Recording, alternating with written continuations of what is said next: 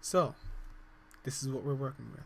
In the 90s, there was a rush to adopt Russian children from the orphanages of Soviet Russia. Now, some of these families are having problems with their children. One such family, the Tabor family, is having problems with their adopted son, Alex. Things went well until they realized he was just not adjusting. He wouldn't eat, he displayed very strange behavior, and he was hyperactive. Worst of all, he was violent. He physically attacked his younger sister and threatened to do crazy things like burn the house down. Obviously, not all adoptive families have faced these problems. As a matter of fact, many families, just like the Tabors, adopted Russian children at around the same time and are having no major issues. They are just having a grand old time. Unfortunately, there are a growing number of people who are reporting having major problems with their children. So now you may ask, what went wrong? The answer is deplorable conditions. These children have not been raised in the caring and nurturing environment that children need from day one. Such unfavorable situations lead to emotional and social problems. Long story short, bad beginnings can stick with people and turn them into bad people. Bad beginnings are not limited to Russian adopted children. However, any parent can inadvertently or purposely neglect their child's needs, whether they are physical, emotional, spiritual, or social needs. Now the question is, how do I properly raise my child? Well, I'm glad you asked. There are 3 main points to remember when it comes to raising your child the right way. All 3 of these have been used by people who have lived in civilizations that have long preceded our world today. When raising their children, our forefathers used discipline, education, and love to make sure that their kids were raised the right way. I'll explain how. If there was any civilization that knew about discipline, it was most definitely Sparta. The boy children were army trained from the time that they were 7 years old. They learned a lot about combat, violence, survival, and most importantly, discipline. That's what they needed in order to learn all the military maneuvers that they would have to do in battle. They were drilled in the Greek fighting style called a phalanx formation. This is a close, deep formation that made coordinated movements. The boys trained until they were 20 years old, and then they were placed in active duty until they were 60 years old. The girls were not exempt. They did not have to train in the military, but they did go to school, which takes discipline. In school, girls were trained to pledge their allegiance only to the state.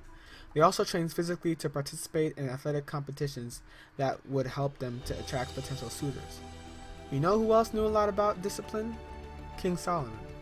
He became the ruler of Israel in about 967 BCE, and he is most known for his wisdom and for his many wives and concubines, but that is a whole nother story. King Solomon is a strong believer in keeping children disciplined. Want to know what he says? In the Bible book of Proverbs, he says a lot. In Proverbs 10 verse 17, he says, people who accept discipline are on the pathway to life, but those who ignore correction will go astray.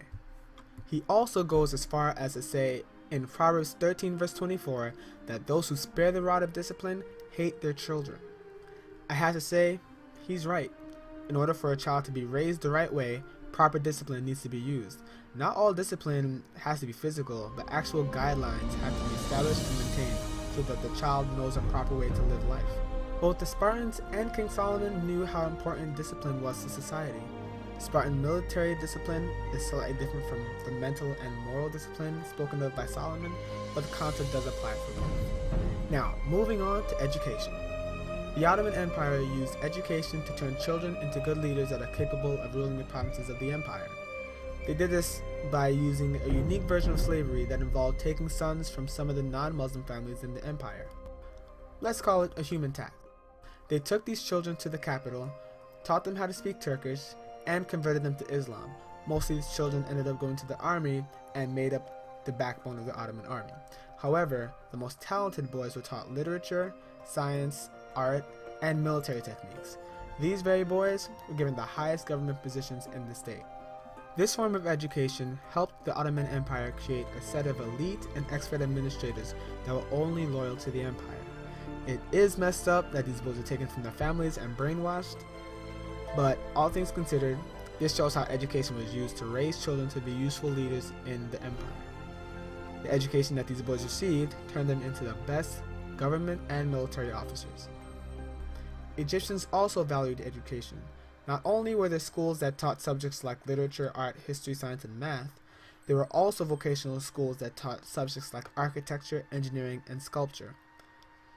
More privileged students went to school to become scribes and priests. From a very young age, the boys that went to school were taught how to fill the offices and jobs that they were to fill after leaving school. Education in ancient China was also pretty serious. In those times, education was regarded as integral to individual development of good character. Ancient Chinese education helped students learn to have morals and to be loyal to the state. This was perfect because not only were upstanding citizens created, outstanding loyal citizens were created. Now, let's move on. If you really want to raise your child to do more than just behave well and do well in school, you cannot ever forget that love is a big aspect of child raising. You have to nurture and take care of your child. The Bible says a lot about that. Paul, the author of many of the New Testament books of the Bible, gave some good advice in his letter to the Ephesians. Ephesians 6 verse 4 tells fathers to not provoke their children to anger, but to make sure to raise them in the nurture and the admonition of God. To nurture a child is to care for him or her and to encourage growth and development. Nurturing is all about giving them what they need. In the book of Luke, Jesus is found talking directly to fathers about caring for their children. In Luke 11, he says to the fathers that he is speaking to that none of them would give their child a stone if he asked for bread, or a snake when he asked for fish. He goes on to say that even wicked people know how to do good things for their children. I definitely plan to keep this in mind when I'm older and I have my own children. If an evil person can know how to do good things for his children, then I should definitely make sure to nurture my future sons and daughters and show them as much love as I can. Well, that's about it. Unfortunately, not all children get the upbringing that they need. Some have been scarred emotionally through abuse and negligence. Others have been held back by lack of proper education. Finally, the children who are not raised with proper discipline end up being spoiled. Thankfully, there is hope. If my generation collectively decides to make sure to discipline, educate, and love our children, we can potentially erase the problem of demoralization of society. By making extensive efforts to raise our children properly, we can ensure that the children we will bring into this world will have morals and be beneficial to society. Thanks for listening. God bless.